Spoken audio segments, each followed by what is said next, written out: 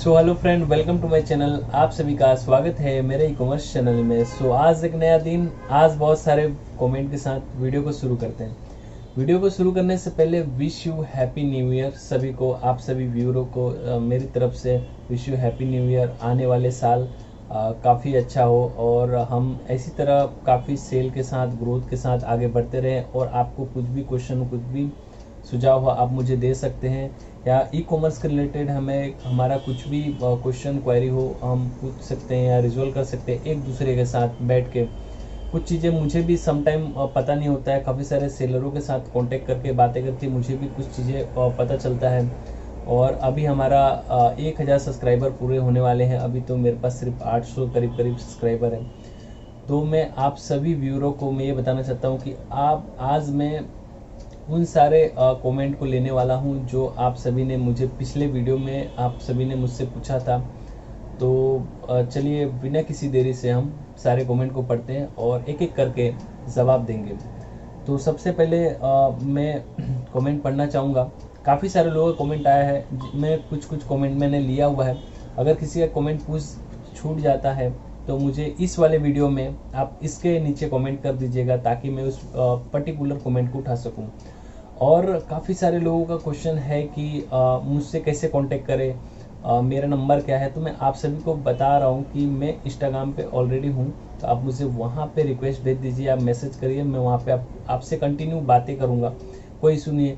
But क्या होता है कि सम टाइम कुछ चीज़ें प्राइवेसी रखनी पड़ती है। मैं अपना नंबर ज़रूर दूंगा आप सभी के लिए। एक नंबर मैं स्पेशल बना रहा हूँ, उसमें सिर्फ सेलर ही रहेंगे और सारे सेलर को एक हम ब्रॉडकास्ट वगैरह बनाएंगे, इसमें सारे सेलर ही रहेंगे। जो भी इशू जहाँ से भी फेसेस हो रहे हैं वो हम हैंडल करेंगे।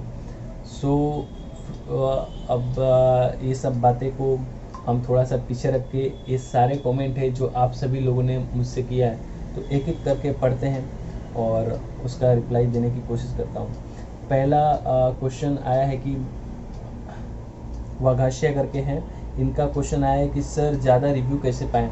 अभी देखिए क्या है कि ज़्यादा रिव्यू आप किस प्लेटफॉर्म पे चाहते हैं, फ्लिपकार्ट, अमेज़ोन, किसी भी प्लेटफॉर्म पे चाहते हैं। बट अगर आपको तुरंत जो इस पर रिव्यू पाने का जो ट्रिक है, ट्रिक नहीं बोल सकता हूँ, जो फंडामेंटल है, वो फ्लिपकार्ट पे सबसे ज़्यादा फोर्सफुली रिव्यू आते हैं। जैसे अगर आप कोई भी प्रोडक्ट बेचते हैं तो फ्लिपकार्ट ऑटोमेटिक एक पॉपअप जनरेट कर देता है, कस्टमर जब भी डिलीवर्ड होता है, इवन तुरंत ही कर देता है, जनरेट कर देता है कि आपको प्रोडक्ट कैसा लगा, एक्सपीरियंस कैसा है, इसका रिव्यू आप फीडबैक दे सकते हैं।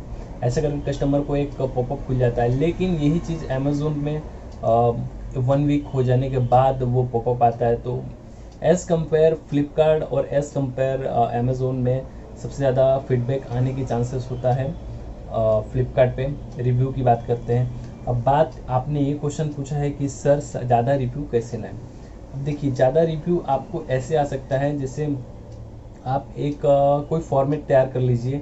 जैसे मैं आपको एक फॉर्मेट बताता हूँ, छोटा सा फॉर्मेट है, हालांकि मैं रिकमेंड नहीं करूँगा, बट रिकमेंड नहीं करूँगा इन द सेंस कि ये कर भी सकते हो आप, कोई से बेनिफिट, कोई से नुकसान नहीं होने वाला है। बट मैं आपको बता रहा हूँ कि आप एक छोटा सा फॉर्मेट बनाइए जिसमें आप जो भी कैटेगरी में डील करते हैं उस कैटेगरी का मेंशन करिए। आपके ब्रांड का नाम, आप ब्रांड का नाम नहीं यूज कर सकते, आप लोगो वगैरह यूज कर सकते हैं। उसमें डिस्क्रिप्शन में आप लिख सकते हैं कि hope if you like this product please share the feedback वगैरह। जो भी आप कस्टमर से चाहते हैं वो आप फीडबैक दिलवा सकते हैं। एक फॉर्मेट आपको तैयार करना पड़ेगा। उस हिसाब से उस सारे प्रोडक्ट में आप जब भी शिप करोगे वो पैम्पलेट आप उसके अंदर डाल दो, ताकि कस्टमर को, अगर वो प्रोडक्ट आपको जेन्युइन लगे, अच्छा लगता है कस्टमर को, तो आपको फीडबैक तुरंत दे। हालांकि ये पॉपअप फ्लिपकार्ट दे या ना दे, बट आपका पैम्पलेट ज़रूर देगा कस्टमर को। तो आप एक पैम्पलेट वगैरह या कुछ भी, एक छोटा सा स्टिकर वगैरह आप ऐसा बनाएं जिससे आप कस्टमर को उस चीज़ों को बताकर आप फीडबैक ले सकते हैं। ठीक है, मैं नेक्स्ट वीडियो में आपको दिखाऊंगा कि मैंने जो पैम्पलेट बनाया है वो किस टाइप का दिखता है और कैसे मैं प्रोडक्ट पे रेटिंग ले लेता हूँ। और मेरा जो कैटेगरी है, आप सभी को पता है कि मेरा जो कैटेगरी है क्लोथिंग का है कैटेगरी। तो अगर आप किसी भी कैटेगरी में डील कर रहे हैं तो आपको वो पैम्पलेट काफ़ी बेनिफिट करेगा। इनफैक्ट अगर आप अमेज़ोन पे भी डील कर रहे हैं तो अमेज़ोन पे भी वो काफ़ी अच्छा वर्क करेगा। और रेटिंग की वजह से हमारी प्रोडक्ट की विजिबिलिटी बढ़ती है, कस्टमर आते हैं तो प्रोडक्ट सेल आउट होता है। नेक्स्ट मैं क्वेश्चन लेने जाऊंगा। यहाँ पे इनका नाम है दिल्ली मूड, इनका नाम है। इनका क्वेश्चन ये है कि cancellation rate means buyer cancellation the order. Cancellation rate means माने बायर कैंसिलेशन ऑर्डर। देखिए कैंसिलेशन जो रेट होता है वो कैंसिलेशन रेट ये होता है, देखिए कुछ अलग कंडीशन से काउंट डाउन करता है, बट मेरा जो एक्सपीरियंस है वो एक्सपीरियंस ये है कि अगर आप किसी प्रोडक्ट को कैंसिल करते हो एज अ सेलर, जैसे कोई ऑर्डर मुझे रिसीव हुआ है, अगर उसे मैं कैंसिल कर देता हूँ, हाथों हाथ कर दूँ, या फिर मेरे पास आउट ऑफ स्टॉक है उससे कैंसिल होता है, या फिर वो प्रोडक्ट डिले होके लेट शिपमेंट होके कैंसिल होता है, या उस प्रोडक्ट को रीअटेम जैसे वो कुरियर पार्टनर आया और मैं उस प्रोडक्ट को नहीं दे पाया, नेक्स्ट डे फिर वापस वो प्रोडक्ट लेने आया और फिर मैं नहीं दे पाया, या फिर ऑटो कैंसिल होता है, तो उस कैंसिलेशन को सेलर कैंसिलेशन में काउंट डाउन होता है। बट आपका जो क्वेश्चन है cancellation means buyer cancellation the order, तो ये मुझे कुछ आपका क्वेश्चन ही समझ में नहीं आया कि आपका ट्रिक ही अलग है। लेकिन अगर आप ये पूछना चाहते हैं कि कैंसिलेशन रेट क्या होता है, ये बायर कैंसिलेशन होता है, तो cancellation rate buyer cancellation rate नहीं होता है, ये सेलर कैंसिलेशन रेट होता है। अगर आप किसी प्रोडक्ट को ऑर्डर आता है और उस प्रोडक्ट आपके पास नहीं है, आउट ऑफ स्टॉक वगैरह है, या फिर आपके पास डैमेज स्टॉक पड़ा हुआ है, अगर आप उसको कैंसिल करते हैं तो वो कैंसिलेशन रेट में काउंट डाउन किया जाता है। लेकिन अगर कोई प्रोडक्ट अगर रिसीव हो जाता है और आपको उसको टाइमली प्रॉपरली शिप नहीं करते, वो भी कैंसिलेशन रेट आता है। इस कैंसिलेशन को काउंट डाउन करता है फ्लिपकार्ट, आपके परफॉर्मेंस में काउंट डाउन करता है। बट अगर आप कोई प्रोडक्ट शिप कर रहे हैं और वो कैंसिलेशन कस्टमर तक पहुंचता है और कस्टमर के पास पेमेंट वगैरह नहीं है, या फिर कोई रीज़न की वजह से, या फिर वो घर पे नहीं है, किसी रीज़न से अगर वो बोलता है कि मुझे प्रोडक्ट नहीं चाहिए, इस प्रोडक्ट को कैंसिल करो, तो ये कैंसिलेशन रेट में आपको काउंट डाउन नहीं होता है, ये आपके परफॉर्मेंस में भी काउंट डाउन नहीं करता है फ्लिपकार्ट सिर्फ और सिर्फ आपके एंड से, सेलर के एंड से जो भी कैंसिलेशन होता है उसी को काउंट डाउन करता है। नेक्स्ट क्वेश्चन में ले रहा हूँ। तौफिक अली का क्वेश्चन है कि सर 1 मंथ हो गया है अभी तक बाय बॉक्स का ऑप्शन नहीं आया। देखिए अली, ऐसा होता है कि जब भी हम अमेज़ोन पे बाय बॉक्स अमेज़ोन पे आता है, मैं आप सभी को बता दूं, फ्लिपकार्ट पे बाय बॉक्स नहीं आता। फ्लिपकार्ट एक अलग एल्गोरिथम के हिसाब से काम करता है। बट ये जो अली का क्वेश्चन है, इनका बाय बॉक्स सिर्फ अमेज़ोन में आता है। बाय बॉक्स क्या होता है पता है कि बाय बॉक्स ऐसा काउंटडाउन कहा जाता है बाय बॉक्स को, कि जब भी आप किसी प्रोडक्ट को सेल आउट करते हो अमेज़ोन पे, तो उस प्रोडक्ट की रैंकिंग बनती है, जो कि प्रोडक्ट की रैंकिंग हम प्रोडक्ट को नीचे स्क्रॉल डाउन करके आपको जब भी स्क्रॉल डाउन करोगे, जहाँ पे आपका ASIN नंबर, आपकी प्रोडक्ट की SKU कोड होगी, उसके नीचे होता है रैंकिंग। तो आपका रैंकिंग जितना हाई ज़्यादा होगा, या उस प्रोडक्ट की सेलिंग जितनी ज़्यादा होगी, उसकी रैंकिंग उतना ही कम होगा। मतलब 10,000 के अंदर होगा, 15,000 के अंदर होगा, 1 लाख के अंदर होता है, तो उस प्रोडक्ट का रैंकिंग काफ़ी अच्छा है। अगर 10,000 का रैंकिंग है तो काफ़ी अच्छा है, अगर 1000 के अंदर है तब तो और अच्छा है, और 100 के अंदर है तो आप बेस्ट सेलर हो। 100 के अंदर जिसका भी रैंकिंग होता है वो आप बेस्ट सेलर हो। आपका प्रोडक्ट अगर 1000 के अंदर होता है या 10,000 के अंदर होता है तो नॉर्मल अच्छा सेल आता है, और लाख के अंदर होता है तो मिनिमम 1 डे में 1 ऑर्डर आ जाता है या 2 ऑर्डर। तो अगर आपका बाय बॉक्स इस चीज़ को काउंट डाउन करता है कि आपकी प्रोडक्ट की सेलिंग किस प्रकार की है। आपकी प्रोडक्ट की सेलिंग अगर 1 मंथ में 40 या 50 प्रोडक्ट सेल आउट होते हैं, या पर डे 1 प्रोडक्ट आपका सेल आउट होता है, या फिर एवरेज मंथ में 30 दिन का डे होता है, अगर 30 दिन में आपके 50 प्रोडक्ट या 60 प्रोडक्ट बिक जाते हैं, आपके खुद के प्रोडक्ट जो भी आपने लिस्ट किया हुआ है अमेज़ोन पे, अगर वो बढ़ता है तो आपको बाय बॉक्स ऑटोमेटिक मिल जाता है। लेकिन अगर आपका प्रोडक्ट सेल आउट नहीं होता है, सपोज डेट महीने में 10 पीस बिक गए, 15 बिक गया, तो आपको बाय बॉक्स नहीं मिलेगा, बिकॉज ऑफ आपकी प्रोडक्ट पे विजिबिलिटी ही नहीं है। तो बाय बॉक्स कैसे मिलेगा? आपको सेल आउट मिनिमम 40-50 तो होना चाहिए, तभी आपको अमेज़ोन बाय बॉक्स देता है। और बाय बॉक्स से यही खासियत है कि आपका बाय बॉक्स एक ऐसा मीटर है जो आपका एक प्रोडक्ट का मीटर बताता है। जैसे बाइक में मीटर होता है कि आप कितनी स्पीड में गाड़ी चला रहे हो, 80 की स्पीड में चला रहे हो, 100 की स्पीड में चला रहे हो, या ऐसा क्या, कितनी स्पीड में आप ट्रैक कर रहे हो अपने डेस्टिनेशन को, वही होता है कि अमेज़ोन में कि आप कैसा परफॉर्मेंस कर रहे हो, आपके ऑर्डर कैसा, सारे प्रोडक्ट कैसे रन कर रहे हैं। किसी का बाय बॉक्स 60% होता है, किसी का 100% होता है। मेरा 80% 84% मेरा रैंक जो बाय बॉक्स है, तो किसी का 100 भी होता है 100%। लेकिन ये गारंटी नहीं होता है कि अगर आपका बाय बॉक्स 100% हो तो ऑर्डर आएंगे ही। वो एक एवरेज एल्गोरिदम होता है जो कि आपके पूरे मंथली को टारगेट करता है कि आपने मंथ में कितना सेल किया है, उसका एक एवरेज निकलता है और उस एवरेज के हिसाब से आपका बाय बॉक्स दिखता है। सो नेक्स्ट क्वेश्चन लेते हैं हम। रोहन राजपूत का क्वेश्चन है कि सर आपसे बात करने के लिए कैसे कांटेक्ट करें। देखिए रोहन जी, मैंने आपको बताया है मेरा ये इंस्टाग्राम आईडी है। आप मुझे इंस्टाग्राम पे रिक्वेस्ट भेज दीजिए, आप मुझे इंस्टाग्राम पे बात कर सकते हैं। मैं जल्द ही एक नंबर ला रहा हूँ जिससे हम आप सभी सेलर जो भी क्वेश्चन हो, जो भी क्वेरी, आप मुझे डायरेक्टली मैसेज करके बात करके या कॉल करके आप रिजॉल्व कर सकते हैं उस प्रॉब्लम को। तो बिल्कुल ये कुछ दिनों में ख़त्म हो जाने वाला है। अगर हमारा 1000 सब्सक्राइबर पूरे हो जाते हैं तो मैं बिल्कुल वो नंबर लाऊंगा और आप सभी के साथ कांटेक्ट करके बात करेंगे, एक दूसरे का प्रॉब्लम सॉल्व करने की कोशिश करेंगे। और ज़रूर अगर आपको अब भी मुझसे बात करनी है तो आप मुझे इंस्टाग्राम पे जाओ और फटाफट से मुझे रिक्वेस्ट भेज के मुझे टेक्स्ट मैसेज कर दो।